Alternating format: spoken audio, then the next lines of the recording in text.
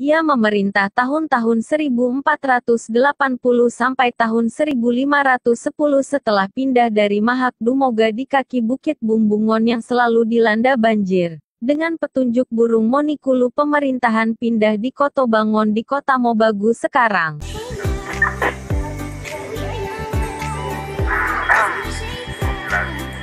Wasti 28 berangkat Wasti 24 23 24.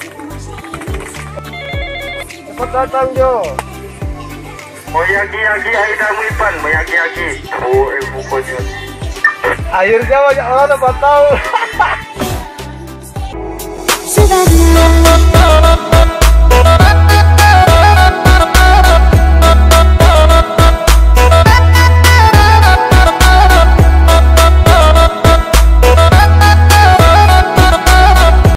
Bolaang Mongondo merupakan suatu daerah yang terletak di bagian utara semenanjung Sulawesi. Daerah ini berbatasan dengan daerah Minahasa sebelah utara, dan timur, Laut Bintauna, Bolaang Uki dan Gorontalo di sebelah baratnya. Dalam legenda dikatakan bahwa asal mula manusia Bolaang Mongondo berasal dari dua pasang suami istri masing-masing Gumo Langit atau manusia yang turun dari langit dengan istrinya Tendedwata atau Putri Dewa, dan Tumotoi Bokol atau orang yang dapat berjalan di atas ombak dengan istrinya Tumotoi Bokol atau gadis yang keluar dari pecahan ombak. Turunan kedua pasangan suami istri tersebut berkembang dalam kurun waktu yang lama sehingga menjadi kelompok-kelompok masyarakat yang besar dan memerlukan pemukiman untuk mereka tinggal. Maka mulailah mereka berpikir untuk mencari pemukiman yang baru. Karena sudah berkembang banyak menjadi anggota masyarakat turunan dari anak cucu Gumalangit, Tendedwata dan Tumotoi Bokol. Tumotoi Bokol mulailah mencari pemukiman baru dengan terlebih dahulu membentuk beberapa kelompok pencari pemukiman. Tiap kelompok dipimpin oleh seorang yang mempunyai kemampuan atau yang dianggap lebih kuat dari kalangan kelompok tersebut. Pemimpin-pemimpin yang kuat ini dinamakan Bogani. Para Bogani inilah yang sudah mulai merintis mencari pemukiman baru, dan pemukiman itu dinamakan Totabuan. Totabuan baru yang didapat antara lain Totabuan Tuduin Yanggat, di Kecamatan Pasi sekarang yang dikepalai oleh Bogani suami istri Lingkit dan Baibudia. Totabuan Tuduin Pasi di Kecamatan Pasi sekarang yang dikepalai oleh Bogani Damuluo dan Bogani Mongayo. Totabuan Tuduin Rumsion dan Tuduin Bakit yang terdapat di wilayah Kecamatan Pasi sekarang yang dikepalai Bogani Malotong dan Bogani Binongkuyu. Totabuan Tuduin Poliau di Kecamatan Lolayan sekarang yang dikepalai Bogani Rondong Bekiki, Bogani Bingkolai dan Bogani Megedek. Totabuan Inbabu di Kecamatan Sangtombolang sekarang dikepalai Bogani Damonegang. Totabuan Dumoga Molobeu dan Tuduin Bumbungon di Kecamatan Dumoga sekarang dikepalai Bogani Manggo Pakilat dan Bogani suami istri Amali dan Inali. Totabuan Kota Abunan di Kecamatan Kota Abunan sekarang yang dikepalai Bogani perempuan Indedo. Khusus Totabuan Dumoga sebagai cikal bakal kelahiran kerajaan Bolaang Mongondo dengan raja pertamanya Mokodoludut. Alkisah para pendatang Dumoga memasuki tempat-tempat bernama Mohak, Bumbungon, Tabalinggot, Dumoga Mointok, Sinio, dan Dumoga Moloben. Totabuan Dumoga berpusat di Bumbungon dipimpin Bogani Amali dengan istrinya Inali. Pada suatu hari Amali dan Inali mencari ikan di sungai. Mereka menyusuri anak sungai Tabago Mamang, cabang sungai besar Dumoga, mulai dari muara berjalan ke hulu mata air, tiba di hulu belum mendapatkan ikan. Karena kelelahan mereka duduk istirahat. Sementara istirahat mereka melihat di tengah semak dan dahan-dahan sebuah sarang burung duduk. Dana dalam sarang itu menemukan biji telur, lebih besar dari telur pada umumnya. Mereka bergembira memperoleh telur tersebut dan membawa pulang. Menurut kisah lain bahwa Budo Langit sebagai asal keturunan, bahwa telur ini datangnya dari Salamatiti putri Budo Langit. Putri ini bermimpi bahwa ia digauli oleh malaikat, binayaan in malaikat, selanjutnya hamil dan melahirkan kandungan berbentuk telur yang ia suruh buang. Telur itu ditemukan oleh Amali dan Inali sewaktu burung duduk mengeraminya. Setiba di rumah telur disimpan dalam bakul di atas dapur. Sampai 6 hari mereka lupa merebusnya padahal berkali-kali teringat tapi lupa lagi. Pada hari ketujuh terjadilah angin ribut, gemuruh, dan kilat memenuhi angkasa, hujan lebat turun membanjir. Terdengar suatu ledakan hebat seperti suara meriam. Amali dan Inali amat terkejut dan khawatir. Angin bertiup berhari-hari dan sementara itu orang banyak berdatangan di Bumbungon, dari desa sekitar, hingga dari pemukiman-pemukiman Mongondo di mana saja bahkan dari pesisir utara. Jumlahnya ratusan orang di bawah para bogani. Rumah diperiksa dan mereka menemukan dalam bakul di atas para dapur, keluar dari pecahan telur seorang bayi lelaki. Setelah ketegangan atas peristiwa itu agak reda, datanglah para bogani membuat kesepakatan, yakni menamakan anak itu Mokodoludut, artinya gemuruh bunyi, dan mengakui anak itu sebagai Punu, Tuan, Raja, dalam wilayah Bolaang Mongondo. Mereka menyatakan keturunan kita dari generasi ke generasi hendaknya setia dan tidak menentang pada keturunannya. Mereka patut dihormati, mematuhi perintahnya, dan barang siapa menentang padanya dan keturunannya akan terkena kutuk. Pada akhirnya para bogani menetapkan pula, bahwa keturunan Mokodoludut dari generasi ke generasi diberi hak menjadi raja, anak-anak raja disebut Abok, dan putri raja dengan sebutan Buak, istri raja disebut Bokik. Keturunan mereka yang tidak jadi raja merupakan golongan Kohongian, lebih rendah dari anak-anak raja dan terhadap para putri di gelaran Bai atau Kakia. Berdasarkan hasil musyawarah dan mufakat para bogani dari seluruh Totabuan maka dipilih Mokodoludut diangkat sebagai pimpinan tertinggi sebagai Punu, sekitar tahun 1400, dan Baunia menjadi permaisurinya. Upacara penobatan Mokodoludut dilaksanakan secara meriah, dan diiringi berbagai macam kesenian bertempat di gunung yang disebut Bulutin Mokotangon, yang berarti gunung tempat terdengarnya berbagai macam bunyi seni. Setelah selesai upacara pengangkatan Mokodoludut menjadi Punu, maka para bogani sepakat membangun istana Punu Molantut pada sebuah batu besar dekat Sungai Tumpah. Bagi para bogani Mokodoludut lahir secara luar biasa, maka diberi gelar Punu Molantut, yaitu punggung tampuk pimpinan tertinggi. Kemudian dilaksanakan dengan kedudukan seorang Raja Batu. Sejak Mokodoludut menjadi Punu Molantut maka turun-temurun pimpinan pemerintahan tertinggi di Bolaang Mongondo haruslah putra mahkota, anak Punu Molantut, yang menjadi penerus kepemimpinan. Mokodoludut dan permaisurinya Bunia mempunyai 5 orang anak, yaitu Galonggom, Ginupit, Pondadat, Genisa Ponda dan Yayu Bangkai. Berdasarkan sistem demokrasi para bogani telah memilih Yayu Bangkai untuk menggantikan ayahnya Mokodoludut menjadi pimpinan tertinggi pemerintahan sebagai Punu Molantut. Yayu Bangkai kawin dengan seorang putri dari Buntalo bernama Silagondo. Sesudah Yayu Bangkai diangkat menjadi Punu Molantut mereka tidak tinggal di Bumbungon tetapi di Gunung Babo, di tepi pantai utara Bolaang Mongondo. Yayu Bangkai berkuasa mulai tahun 1460 sampai tahun 1480. Yayu Bangkai dan Silagondo dianugerahi 3 orang anak yaitu Kinalang atau Damopoli, Makaapo dan Pinomuko. Pinomuko adalah satu-satunya putri Kinalang atau Damopoli oleh para bogani untuk diangkat sebagai Punu Molantut menggantikan ayahnya Yayu Bangkai.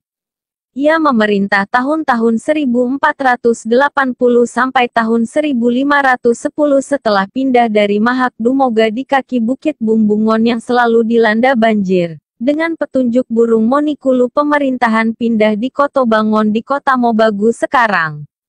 Namun Damopoli adalah seorang Punu Molantut yang gemar mengembara. Dalam pengembaraannya dengan beberapa pengawalnya ke arah utara hingga sampai daerah Minahasa.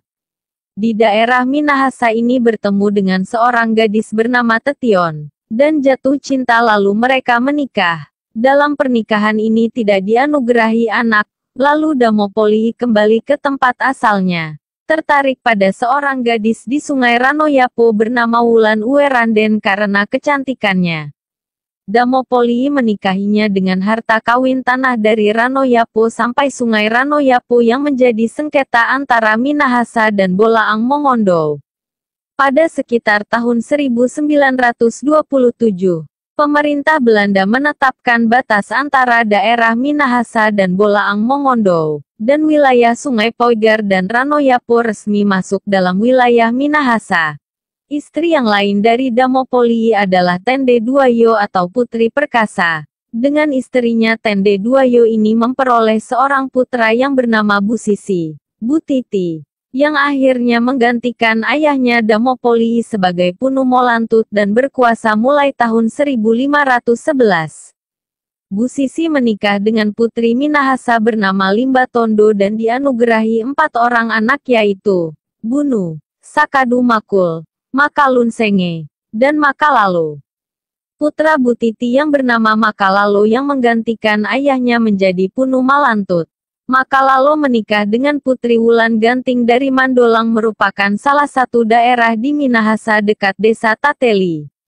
Dari perkawinannya dengan putri dari Mandolang ini Makalalo dianugerahi seorang putra yang bernama Moko Dompit yang menggantikannya sebagai Punu Molantut pada tahun 1540.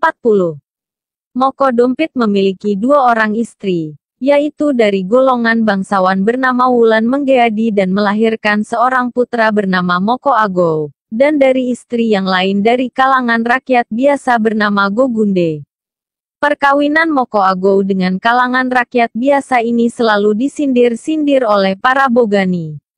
Akhirnya Moko Dompit membawa istrinya ke Siau, dan lahirlah di sana putranya dan diberi nama Tadohe. Dalam perjalanannya ke Siau dengan istrinya dari kalangan rakyat biasa ini Moko Dompit digantikan oleh putranya Moko Ago menjadi Punu Molantut pada tahun 1600.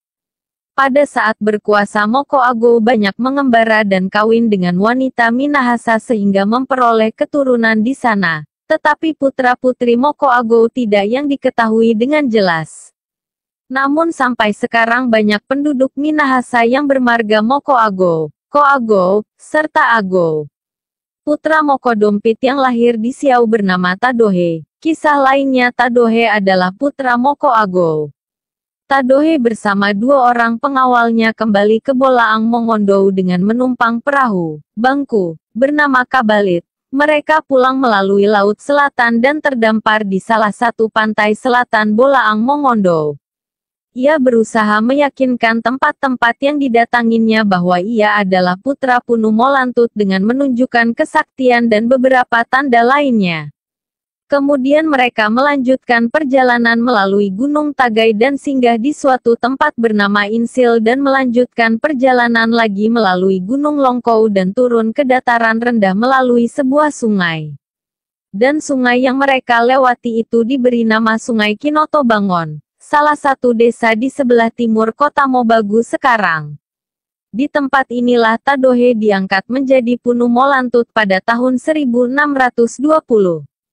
Tadohe mengundang semua rakyat dan para Bogani berkumpul mengadakan musyawarah di atas Bukit Tuduin Bakit, puncak Gunung Musyawarah, sebelah utara desa Pontodon. Mulai sepakati adat istiadat dan bentuk pemerintahan yang baru. Dalam menjalankan pemerintahan selalu dilandasi dengan kesepakatan dan musyawarah serta disusun pula tentang adat istiadat perkawinan sehingga dalam kehidupan masyarakat dibuat susunan atau tingkatan sosial dalam masyarakat. Pada masa itu Tadohe berkediaman di Tudu Imbakit, sehingga pusat kerajaan Bolaang Mongondo berpindah ke daerah Tudu Imbakit. Tadohe mulai mengatur sistem kehidupan masyarakat yaitu dengan membentuk desa-desa yaitu suatu kelompok masyarakat yang hidup di bawah pemerintahan seorang kepala desa. Desa-desa itu diberi nama-nama sendiri. Di setiap desa dibangun semacam tempat upacara pengobatan yang disebut sigi-sigi dan berfungsi sebagai tempat penyembahan, semacam kuil kepada Ompu Duata, yang Maha Kuasa. Di dalam sigi dapat disimpan piring tua benda antik lainnya yang berasal dari para leluhur. Sigi juga merupakan tempat penghapusan dosa atau kesalahan bagi pesakitan, bagi pelanggar adat tertentu sebagai penghapus aib. Dapat dikatakan bahwa sigi merupakan suatu lukisan kesatuan desa. Sewaktu-waktu diadakan semacam upacara pengobatan desa yang disebut monibi. Pemerintahan Punu berakhir pada Punu Tadohe. Pada masa pemerintahan Punu Tadohe inilah puncak kejayaan Punu di Bolaang Mongondo. Pada saat kerajaannya inilah, istri Tadohe melahirkan seorang putra, dan Tadohe bersama pengawalnya berhasil mengalahkan Ternate dari Loloda di perairan Bolaang dan merampas semua harta yang ada dalam kapal-kapal orang Loloda. Pada saat itu bertepatan lahirnya putra Tadohe yang diberi nama Moko Agou yang artinya dapat merampas. Putranya inilah yang kelak menggantikannya dengan nama lengkap Loloda Moko Agou. Nama putranya mengingatkan keberhasilan ayahnya atas kemenangan mengalahkan pasukan Ternate dari Loloda. Loloda Moko Agou diangkat menggantikan ayahnya atas kesepakatan musyawarah di Tuduin Bakit dengan sebutan Datu, yang kelak di kemudian hari berubah nama Datu Binangkang. Sesudah Datu Binangkang, berturut-turut Raja Bolaang Mongondo adalah Jakobus Manopo, tahun 1695 sampai tahun 1731, Franciscus Manopo, tahun 1731 sampai tahun 1735, Salomon Manopo, tahun 1735 sampai tahun 1764, Eugenius Manopo, tahun 1767 sampai tahun 1770, Markus Manopo, tahun 1773 sampai tahun 1779, Cornelis Manopo, tahun 1811 sampai tahun 1829, Ismaek Cornelis Manopo, tahun 1829 sampai tahun 1833, Adrianus Cornelis Manopo, tahun 1858 sampai tahun 1862, Yohanes Manuel Manopo, tahun 1862 sampai tahun 1880, Abram Sugeha, tahun 1880 sampai tahun 1893, Ridel Manuel Manopo, tahun 1893 sampai tahun 1905, Datu Cornelis Manopo, tahun 1928 sampai tahun 1947, Heni Jusuf Cornelis Manopo, 1947. Ibu kota kerajaan beberapa periode telah berada di desa Bolaang dan berakhir pada zaman Raja Ridel Manopo, di mana tahun 1901 eranya Datu Cornelis Manopo berpindah ke kota Bangon pada saat kontrolir Belanda berkedudukan di kota Mobagu.